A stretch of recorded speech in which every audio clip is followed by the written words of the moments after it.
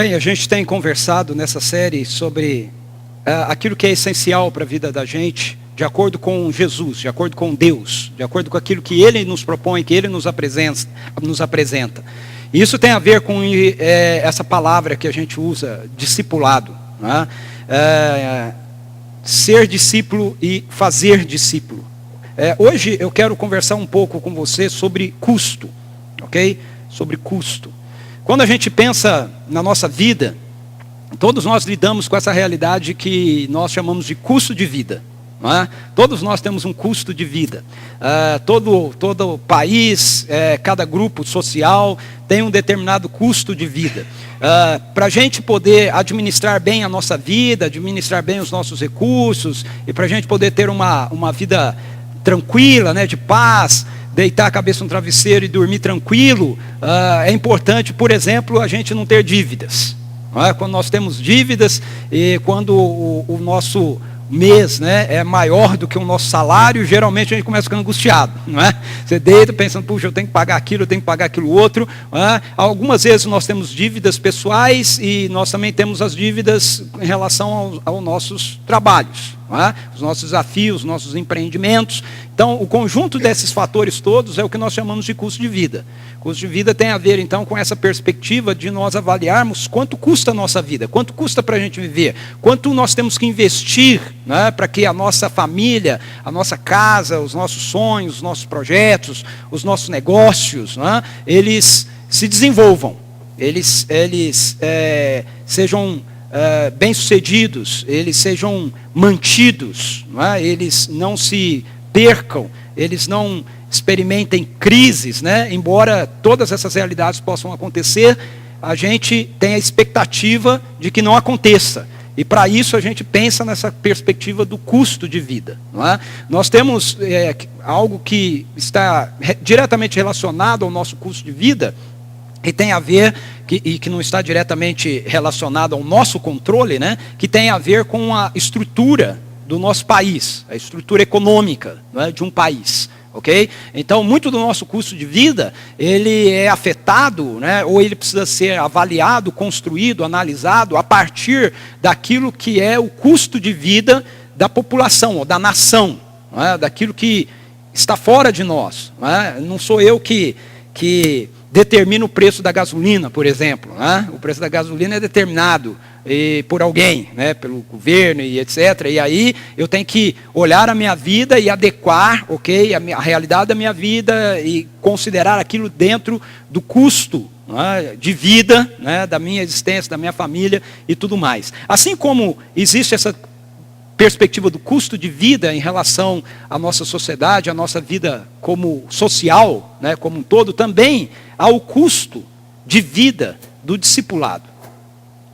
O discipulado também tem um custo, ok? O discipulado é uma proposta de vida que Deus nos faz, que Deus nos traz, que implica também num custo.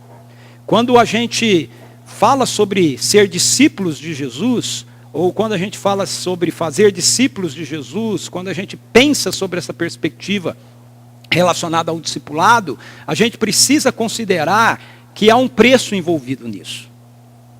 E isso é algo que ultimamente soa um pouco estranho para muitas pessoas. Por quê? Quando algumas pessoas ouvem assim, olha, tem um custo para você andar com Deus, ou tem um custo a respeito desse negócio de você ser discípulo. Você precisa sentar, assim como você senta em relação à sua vida, né, social, familiar, para analisar o seu custo de vida, você também precisa sentar para avaliar o custo do discipulado, o custo desse negócio de ser um seguidor, né, de Jesus. Aí algumas pessoas ouvem isso e param e falam assim, mas espera aí, como é que é esse negócio? Ninguém me disse isso antes, né? Isso é uma realidade que às vezes o evangelho é apresentado de uma maneira que não está incluso nele, muitas vezes nessa apresentação, essa realidade do custo do discipulado.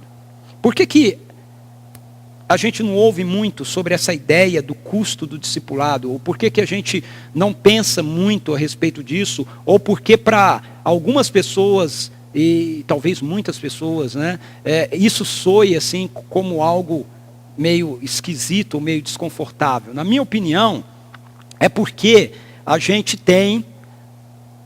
Estou indo errado aqui? Ok. Na minha opinião, é porque a gente tem um equívoco sobre o Evangelho. Muitas vezes, nós temos a ideia de que o Evangelho é sobre Deus nos ajudar a ter uma vida melhor aqui.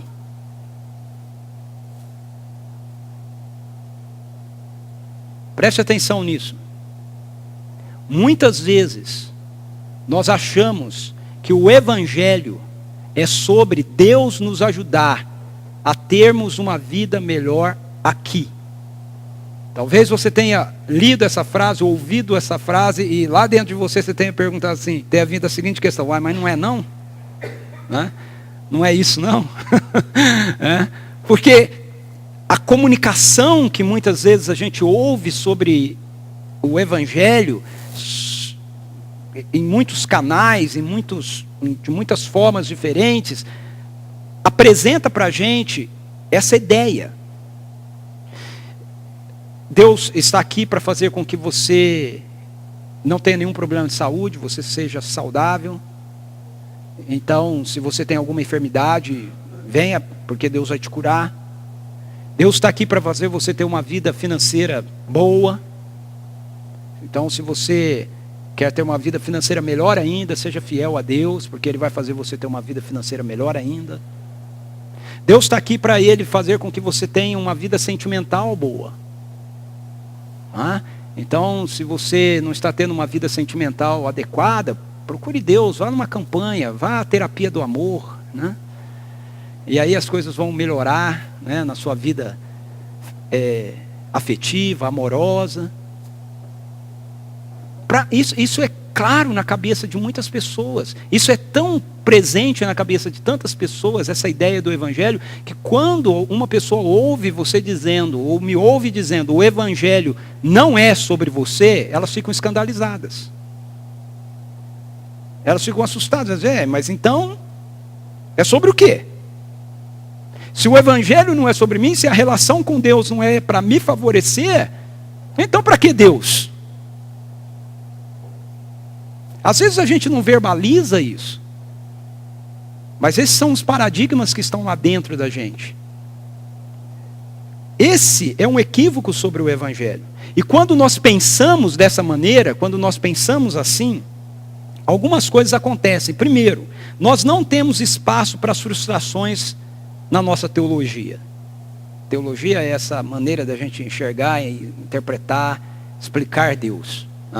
Quando o nosso conceito de Evangelho é esse, de que Deus existe para nos ajudar a ter uma vida melhor aqui, então a gente não tem dentro desse escopo teológico espaço para as frustrações.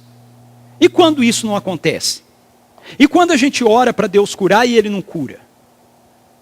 E quando a gente gasta tudo que a gente tem num tratamento médico e o resultado não vem?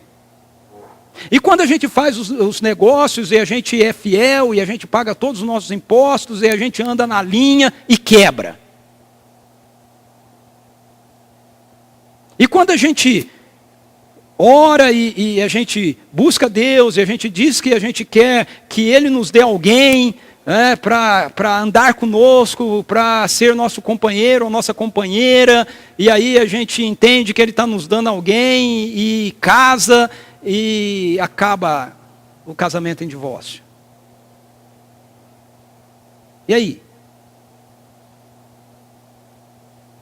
A gente entra em crise. Porque o conceito do Evangelho que está sendo passado para a gente é que Deus existe para fazer com que a sua vida funcione bem aqui. Então, esse pensamento não abre espaço dentro da teologia, da nossa compreensão de Deus, para explicar as frustrações da vida. Outra coisa, outro problema, nós fazemos de Deus um criado a nosso serviço. Quando o conceito de Evangelho é esse aqui, então Deus passa a ser nosso servo. Aí vem essas ideias que a gente vê por aí afora, sobre você determinar as coisas para Deus fazer, né? Você deve determinar isso, determinar aquilo. Se você fizer determinadas coisas, como por exemplo, jejuar 21 dias ou qualquer coisa do tipo, aí não tem jeito, você botou Deus no canto da parede, Ele vai ter que atender você, né? Porque olha o que você fez, né? Não vai ter saída. Então Deus vira um servo da gente, vira o nosso criado, né? A gente começa a dar ordem para anjo, fazer as coisas. E outras coisas que a gente vê por aí afora. Outro problema que surge desse equívoco do Evangelho, nós ficamos decepcionados com Deus. Esse conceito de Evangelho vai levando-nos a uma decepção com Deus. A começar a olhar e falar, mas espera aí, as coisas não estão acontecendo na minha vida, mas está acontecendo na vida do outro lá. Eu fiz tudo que foi dito que eu deveria fazer e nada mudou. O outro lá não fez nada, mas tudo mudou. Pô, que Deus que é esse? Qual é desse Deus? Eu não entendo ele. E a gente começa a ficar frustrado com ele. Quando a ideia de evangelho é que Deus existe para fazer a nossa vida funcionar. E por fim, nós não temos espaço para o discipulado. Não temos. Porque discipulado, como nós vimos na semana passada, implica em nós sermos seguidores de Jesus para aprender a viver a nossa vida com Ele, junto com outros que querem aprender a viver a sua vida com Ele. Então implica no fato de que nós entendemos que a nossa vida precisa ser reformulada, o nosso pensamento precisa ser reformulado. A maneira de nós agirmos e lidarmos com as coisas precisam ser mudadas, precisam ser reformuladas.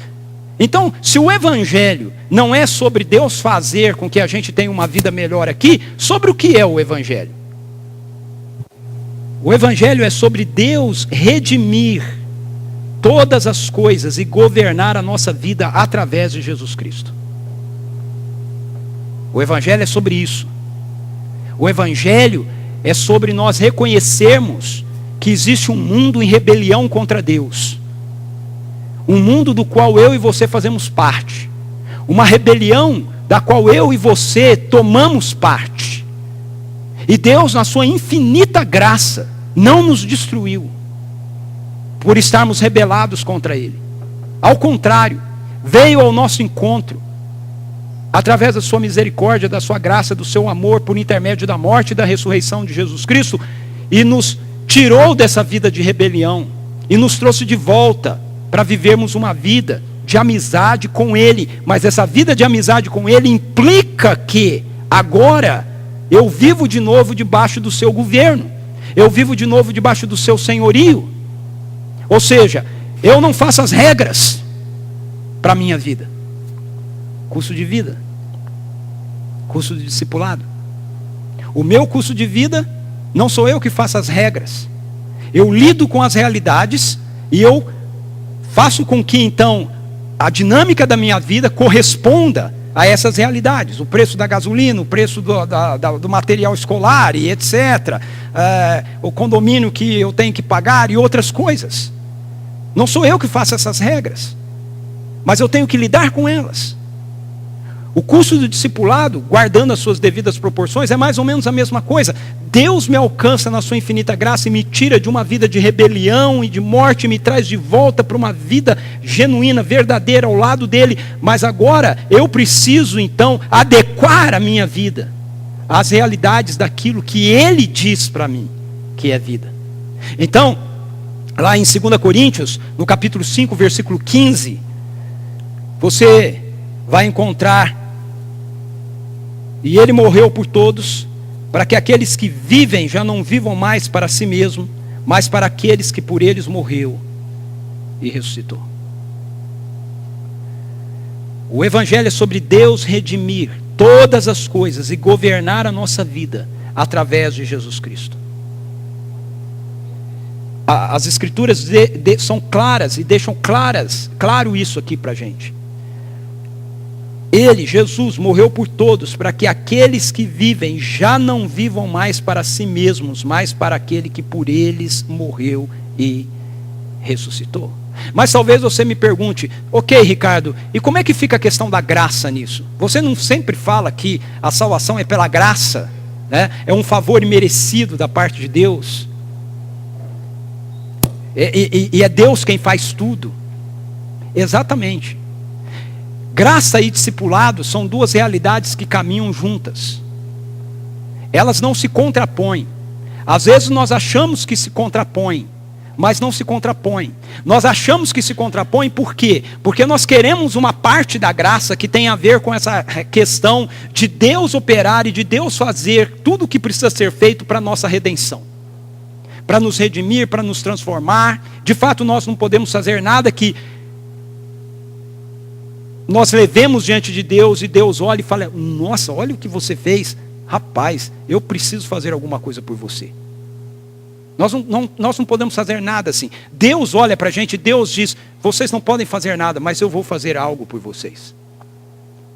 Mas essa mesma graça, ela inclui o fato de que aquilo que Deus está fazendo por nós, passa por uma mudança e por uma transformação do nosso caráter, do nosso ser, dos nossos valores.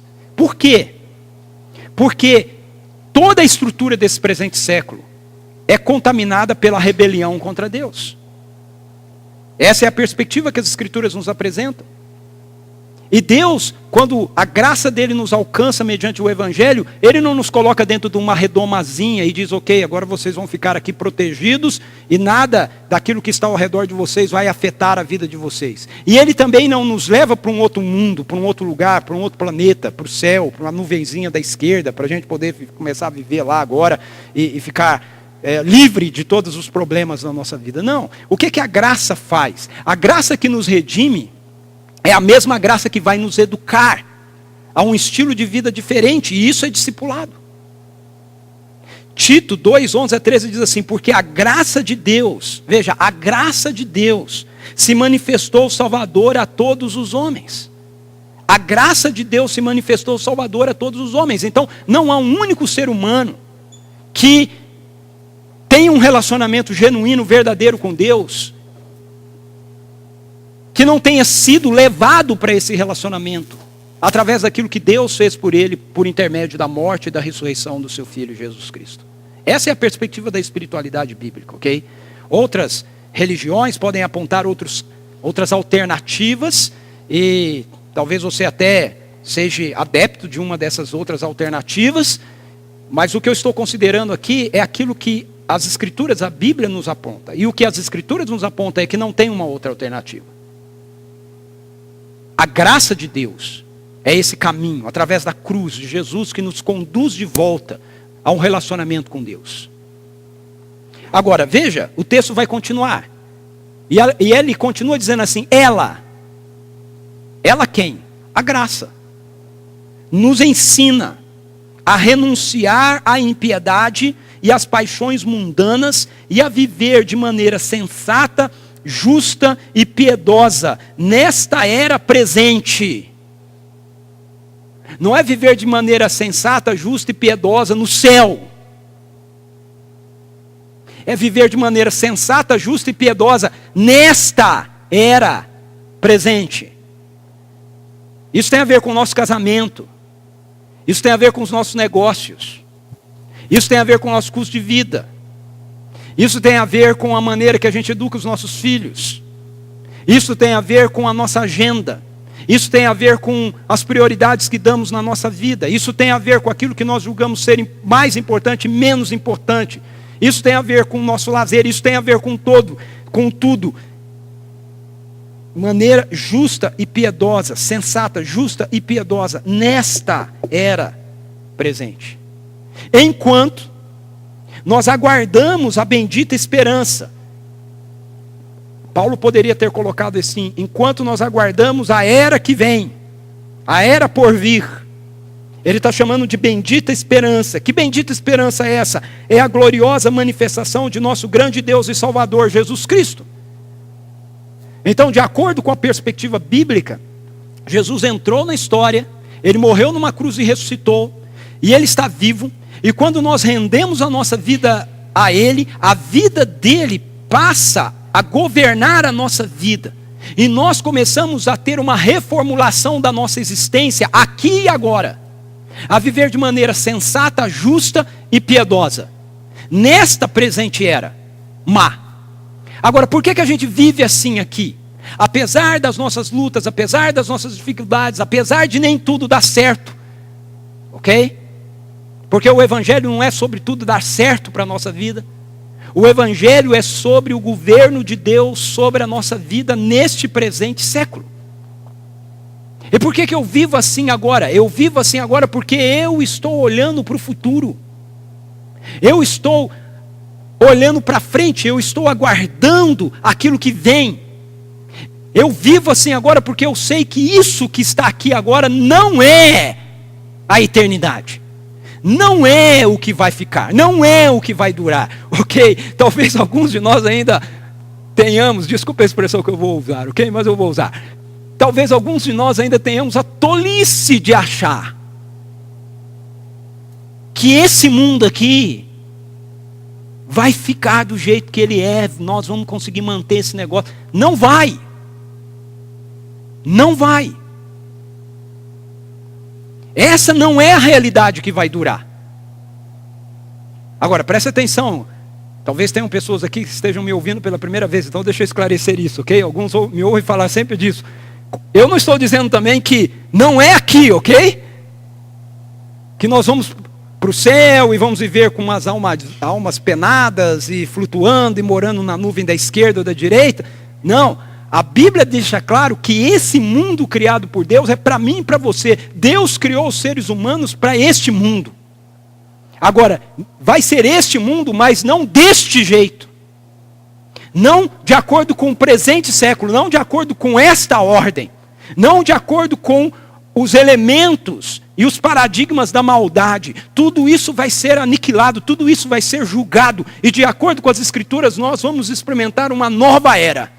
Uma presente era que está chegando, que aqui Paulo está chamando de o glorioso dia de Cristo Jesus, essa é uma expressão que é usada pelos apóstolos no Novo Testamento para falar a respeito do retorno de Jesus e do estabelecimento do governo pleno dele sobre todo o universo. Então o que as Escrituras estão nos dizendo aqui é que eu vivo agora sendo educado por essa graça de Deus, a um novo estilo de vida, porque esse novo estilo de vida é o estilo de vida que eu vou viver no futuro que está chegando. Nessa era de Deus que está chegando. Nessa era onde todas as realidades de Deus vão ser estabelecidas plenamente entre nós. Então, diante desse fato, é que nós precisamos compreender essa realidade do custo do discipulado.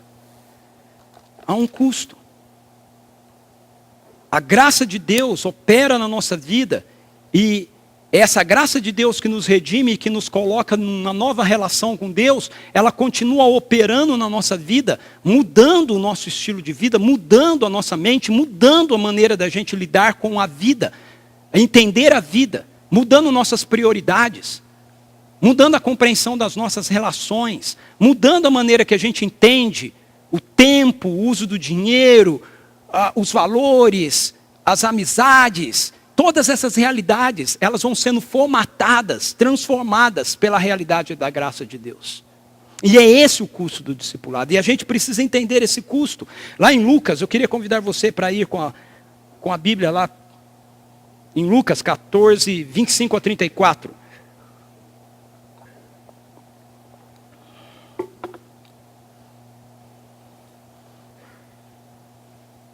Há um custo do discipulado.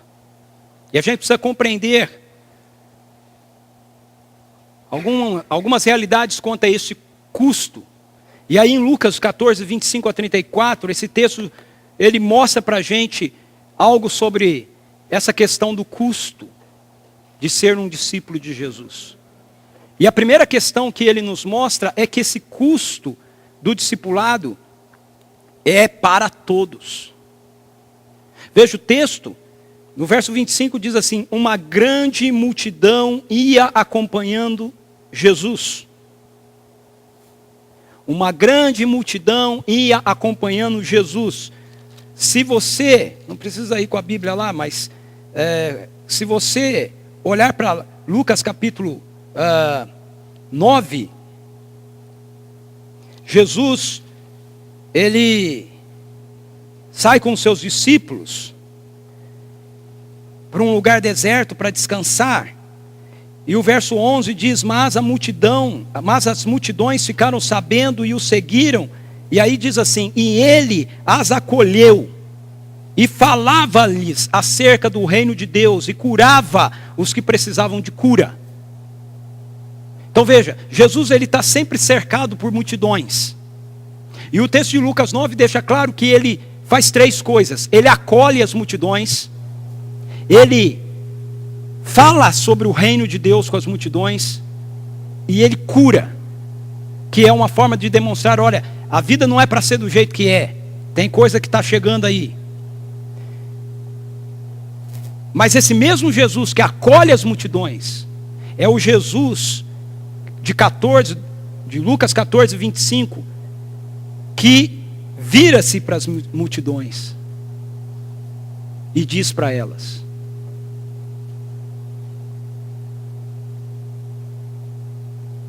então, o custo do discipulado é para todo mundo, é para qualquer um.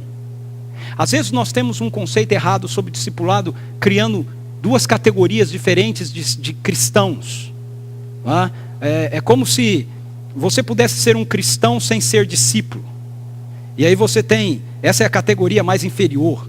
E você tem uma outra categoria superior, que é a categoria dos cristãos que se tornam discípulos. Aí você tem 2 categorias de cristãos: os cristãos que são só cristãos e os cristãos que são discípulos. Mas veja, Jesus, o texto de Lucas diz que Jesus vira-se para a multidão que ele acolheu e que o acompanhava, voltando-se para ela, disse para todos eles, para toda a multidão: as palavras que vão vir seguidas não são para apenas algumas pessoas, são para todos aqueles que faziam parte da multidão que o estava seguindo. O segundo elemento que nós vamos encontrar aí tem a ver com a prioridade. O custo do discipulado, ele estabelece uma prioridade. Ele é para todos e ele estabelece uma prioridade. O que Jesus disse para essa multidão? O que ele diz para mim e para você? Se alguém vem a mim e ama o seu pai, sua mãe, sua mulher, seus filhos, seus irmãos e irmãs e até sua própria vida mais do que a mim, não pode ser meu discípulo. Uau! Não deve ser Jesus que está falando aqui. Será que não é algum dos profetas do Antigo Testamento? Ricardo, você tem certeza que esse texto está sendo lido no Novo Testamento? Não é o Deus do Antigo Testamento? É o Deus do Antigo Testamento, encarnado na pessoa de Jesus, falando no Novo Testamento. Mas esse é o Jesus que diz: vinde a mim todos os que estão cansados e sobrecarregados, e eu vos aliviarei? Sim, é o Jesus que diz isso. Vinde a mim todos os que estão cansados e sobrecarregados, eu vos aliviarei. E se você vier, ele vai dizer para você: se alguém vem a mim e ama o seu pai, sua mãe, sua mulher, seus filhos, seus irmãos e irmãs e até sua própria vida mais do que a mim, não pode ser meu discípulo. Então veja, o custo do discipulado é para todos, e o custo do discipulado estabelece uma prioridade. Preste atenção na palavra prioridade, ok? Por quê? Porque o que Jesus está dizendo aqui é que não é que nós não podemos amar nosso pai, mãe, irmão, irmã, filho. Não é isso que ele está dizendo. Nós devemos amar todas essas pessoas. O que ele está dizendo é que o amor a ele precisa ser uma prioridade em relação a todas essas demais pessoas.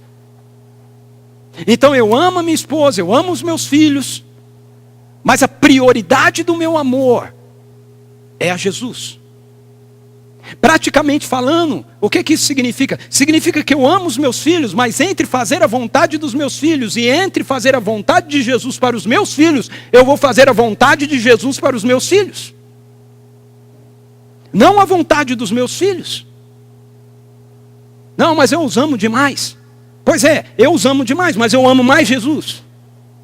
E por isso eu vou dar prioridade ao meu amor a Ele. E isso em relação aos meus filhos significa criar os meus filhos de acordo com aquilo que Jesus está dizendo para eu fazer.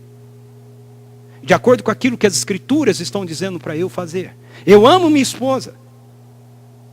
Mas a prioridade do meu amor é por Jesus. E isso significa que, se porventura minha esposa desejar qualquer coisa que não esteja alinhado com aquilo que Jesus quer, eu amo mais Jesus do que a ela. Então eu não vou fazer aquilo que ela quer. Eu vou fazer aquilo que Jesus quer. É simples assim. É duro assim. Mas é simples assim. Às vezes nós ficamos tentando arrumar algumas explicações, né, a mais para aquilo que as Escrituras estão dizendo para a gente, e que é claro. Eu leio esse texto e eu não consigo entender a Bíblia. O que é que nós não conseguimos entender a Bíblia nesse texto? Nós temos que ser honestos. A nossa dificuldade com esse texto é que é difícil da gente fazer isso. Não é? Essa que é a verdade. A dificuldade é essa. Não é que nós não entendemos. É que é difícil fazer aquilo que ele está dizendo para a gente fazer aqui. E ele sabe que é, ok?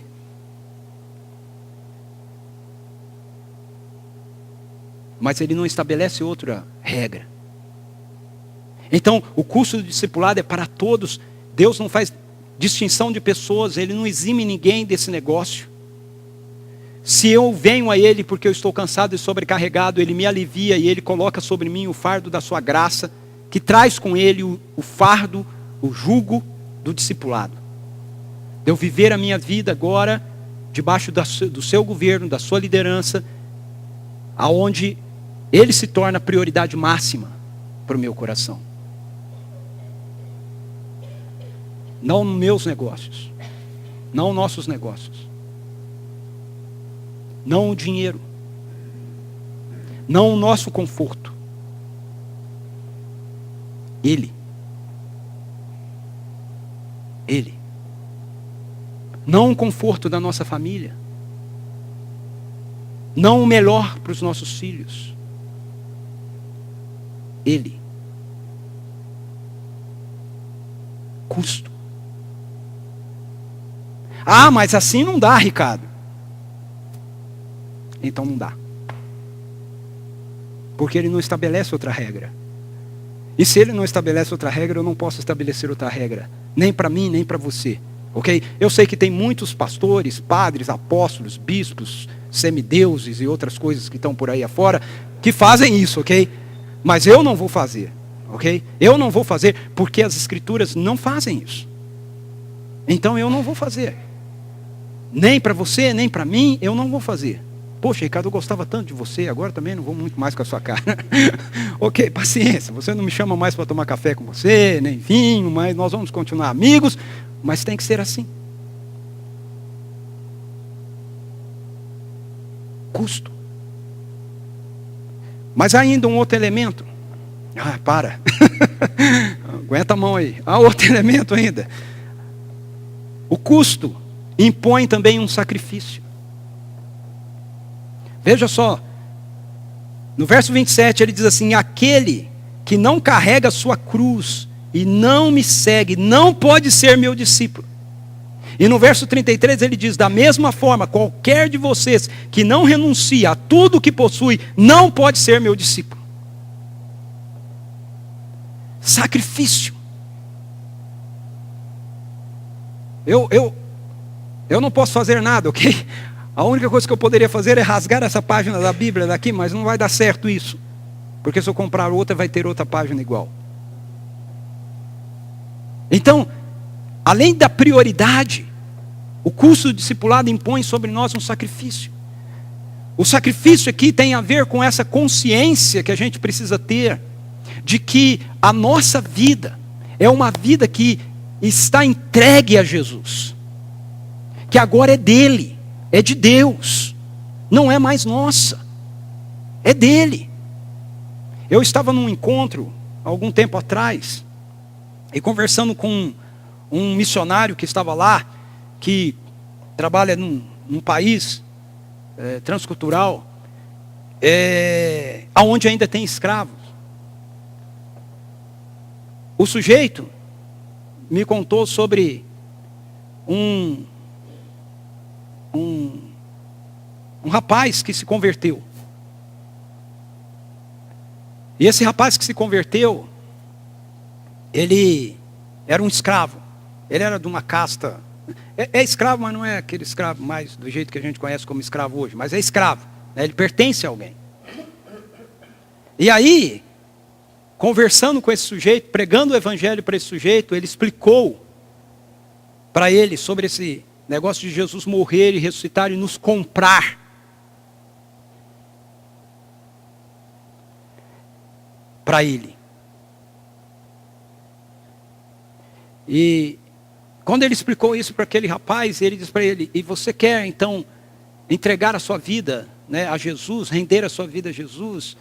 E ele falou: sim, eu quero fazer isso. E ele disse: olha, mas se você fizer isso, você vai ter que fazer isso assim, assim. Começou a explicar algumas coisas para ele. Você compreende isso? Ele diz: sim, é lógico, porque se eu vender a minha vida para ele, eu sou seu escravo, eu vou fazer tudo aquilo que ele quer que eu faça. Talvez o nosso grande problema com essa ideia de sacrifício é justamente essa noção que a gente não tem de ser escravo, né? A diferença disso em relação a Deus é que, apesar dele ter nos comprado através do sangue de Jesus, ele não lida conosco como se nós fôssemos seus escravos. Mas ele lida conosco como se fôssemos seus filhos e filhas. Mas a contrapartida disso precisa estar na nossa mente, a compreensão de que nós estamos, dentro desse processo, nos entregando a Ele. Jesus fala aqui sobre nós carregarmos a cruz. E aquele que não carrega a sua cruz e não me segue não pode ser meu discípulo. E esse é um outro conceito que a gente tem muito errado. Ele não está falando do seu chefe. Ele não está falando daquele empregado que te dá trabalho. Ele não está falando da sua sogra. Ok? A sua cruz não é isso. A sua cruz não é o seu chefe, não é o empregado, não é a sogra. Não é aquele problema que você tem. Isso não é cruz, são provações, ok? Vamos dar nome de provações, mas não é cruz. O que é cruz? O que é cruz? Cruz nas escrituras tem a ver com entrega, sacrifício, morte. Quando Jesus fala isso na cultura que ele está inserido, o que os discípulos imediatamente imaginaram, o que aquela multidão imaginou, foi um homem carregando a sua própria cruz e indo com ela para o seu martírio. Então, quando Jesus diz sobre nós tomarmos a nossa cruz, o que ele está dizendo é: nós precisamos assumir a morte da nossa independência. Assumir a morte da nossa rebelião. E segui-lo. Dizer: eu já morri para a minha vida de independência de Deus. Eu já morri para a minha vida de rebelião a Deus. E por isso agora eu posso seguir Jesus. Veja, nós precisamos compreender isso. Se nós não estivermos dispostos a morrer para a nossa vida de rebelião e de independência a Deus, não adianta a gente seguir Jesus. Não vai funcionar, não vai dar certo. Ok? Jesus diz: para você me seguir, você precisa dizer: eu morri para a minha vida de rebelião, de independência de Deus. Então agora eu posso seguir Jesus. Eu posso andar atrás dele. E ele disse: da mesma forma, qualquer de vocês que não renuncia a tudo que possui não pode ser meu discípulo. De novo, renúncia tem a ver com a perspectiva de sacrifício. Ok? Renúncia aqui, o que Jesus está dizendo aqui, não significa que nós não possamos ter nada, tá certo? Se você não renunciar tudo que tem, então agora eu tenho que renunciar meu carro, eu tenho que renunciar minha casa, eu não posso ter nada dessas coisas para eu poder seguir a Jesus. Algumas pessoas levam isso ao pé da letra, né, e aí fazem votos de pobreza, como por exemplo São Francisco de Assis, né, que deu tudo que tinha, vendeu, ficou só com a roupa do corpo, nem com a roupa do corpo, até a roupa do corpo ele tirou, né, e aí ele foi embora. E algumas pessoas olham isso assim, mas não é exatamente isso que ele está fazendo. Talvez ele chame até alguns para fazerem isso, mas não é exatamente isso que ele está dizendo aqui. O que ele está dizendo aqui é que o nosso coração não pode estar apegado a nenhuma das coisas que nós temos. Renúncia. Renúncia. Ou seja, eu tenho essas coisas como se elas não existissem para mim. Ok? Eu as uso a serviço do reino. Se eu precisar abrir mão eu abro mão com toda tranquilidade. Só que não. Não é fácil, né? Não é fácil. Por isso que é custo. Custo. Para todos. Que implica prioridade, implica em sacrifício. Mas a grande questão que a gente precisa levantar aqui é por quê? Por que dessas exigências? Por que Jesus faz essas exigências aqui para essa multidão? Por que Jesus faz essas exigências para a gente? Por que ele que fala sobre esse negócio da gente vir a ele, se nós estamos cansados e sobrecarregados? Por que ele que acolhe a multidão, agora, de repente, né? Parece que é de repente, né? Ele faz uma colocação tão dura assim para a gente. Bom, o texto nos explica por quê. E o texto nos explica através de duas questões. Primeiro, de duas parábolas. Ele nos explica através de duas parábolas. E depois, através de uma metáfora. As parábolas estão nos versos 14, capítulo 14, versos 28 a 32. E a primeira tem a ver com construção. Jesus diz assim: qual de vocês, se quiser construir uma torre, primeiro não se assenta e calcula o preço para ver se tem dinheiro suficiente para completá-la?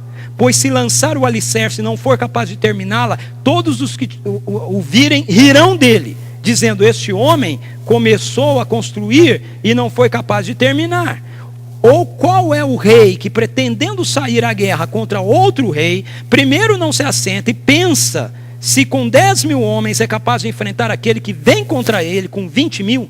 Se não for capaz, enviará uma delegação enquanto o outro ainda está longe e pedirá um acordo de paz. Jesus usa duas parábolas aqui para explicar o porquê do custo do discipulado, do porquê dessas exigências. A primeira parábola tem a ver com construção.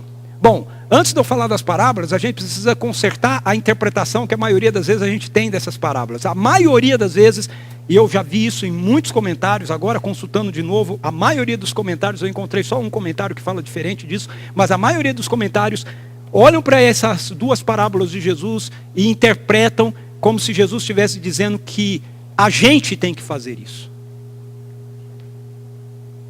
Como se o construtor fosse nós.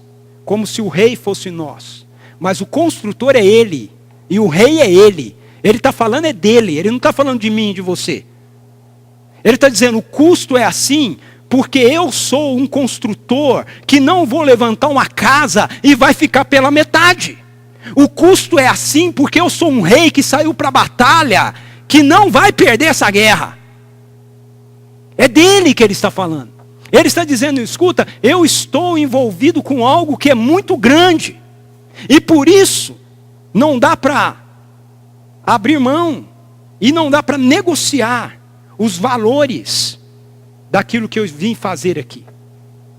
Por que essa é uma realidade?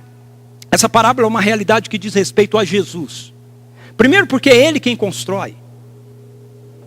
Não é que você não possa aplicar isso para você, ok? Para negócio e tudo mais. Você pode, mas aqui ele está falando do discipulado. Por que do custo do discipulado? Por que o custo do discipulado tem essa exigência tão alta, essa prioridade, esse sacrifício?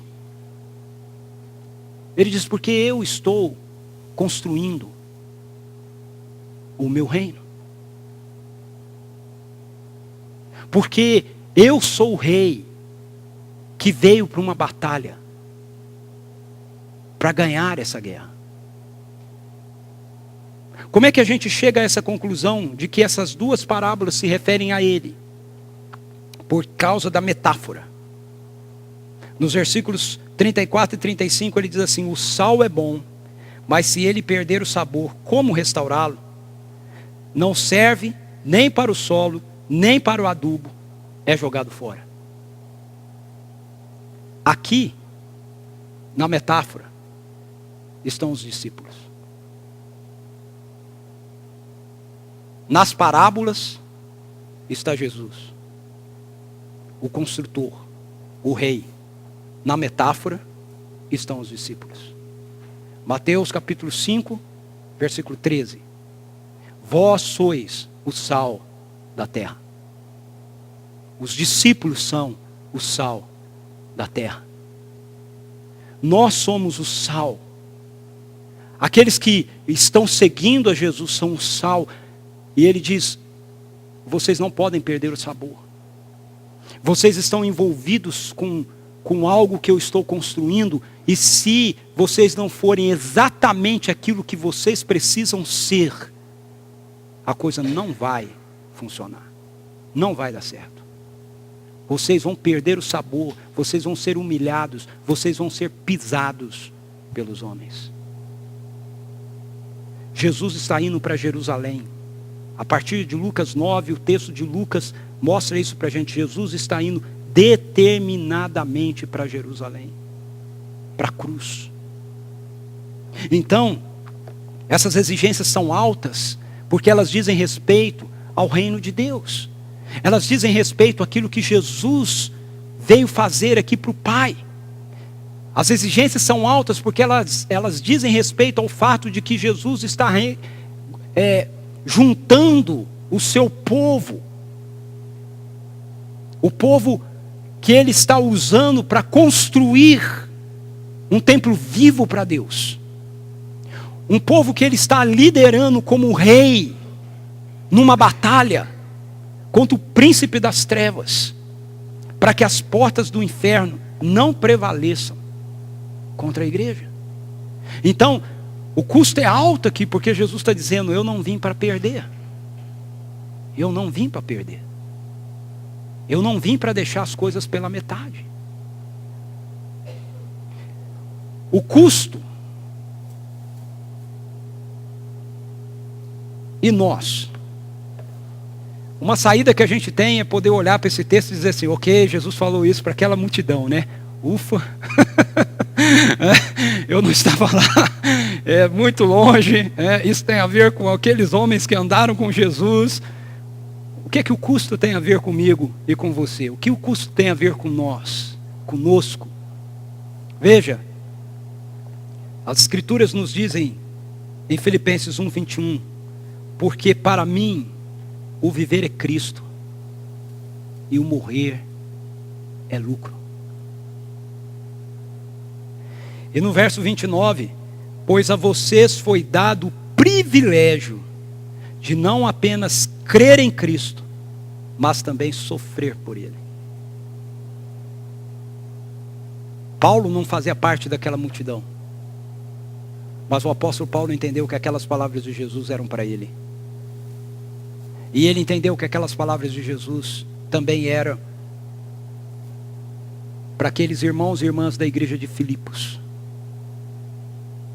E como a gente entende que as Escrituras é a palavra de Deus inspirada e revelada para nós, então esses textos têm tudo a ver comigo e com você. Portanto, a gente precisa terminar essa manhã com uma séria reflexão e uma séria decisão.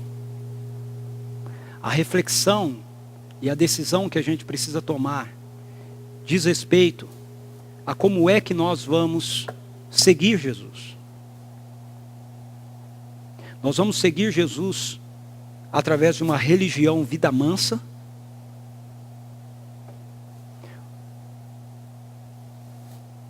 uma religião, um segmento, onde a gente inclui uma parte de religião na nossa vida, na nossa agenda, que não exija muito de nós, que seja parte do restante de tudo aquilo que a gente tem.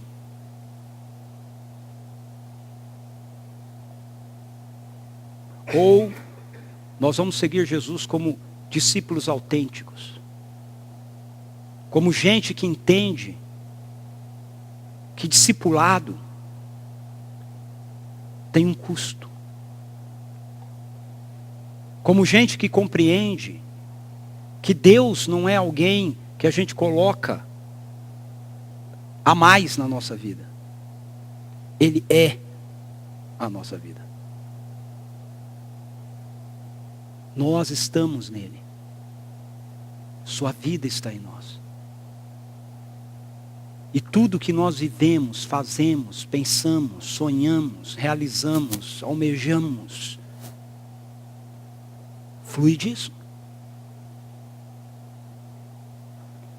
Quando todas as coisas estão dando certo, bem, muito organizadas na nossa vida, nós o louvamos e bendizemos. Mas quando nós nos deparamos também com frustrações, falhas, desencontros, perdas, rupturas, nós não o abandonamos. Nós o amamos. Nós dizemos: eu já morri para a minha independência, por isso eu sigo.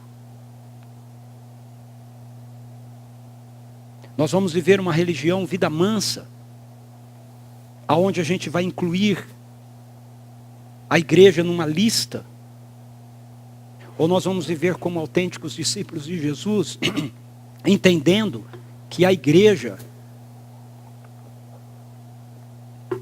é o povo de Deus em missão no mundo.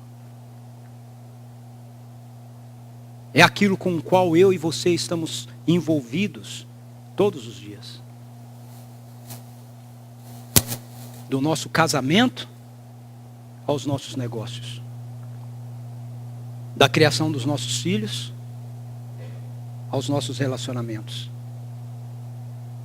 Dos encontros em comunidade que nós temos aos happy hours que a gente pode fazer na nossa vida. Tudo. Tudo está encharcado de discipulado, de vida de Deus. Vamos orar? Feche seus olhos, curve a sua cabeça. Pense nisso. Como você tem seguido Jesus? No meio da multidão que Ele acolhe, ensina do reino, cura,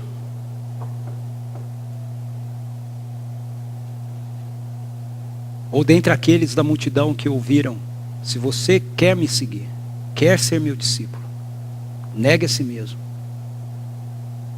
tome a sua cruz, então siga-me, dê prioridade a mim sobre toda e qualquer outra pessoa na sua vida.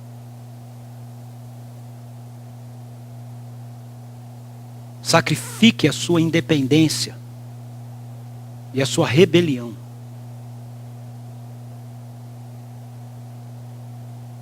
Porque eu estou construindo o reino do meu Pai.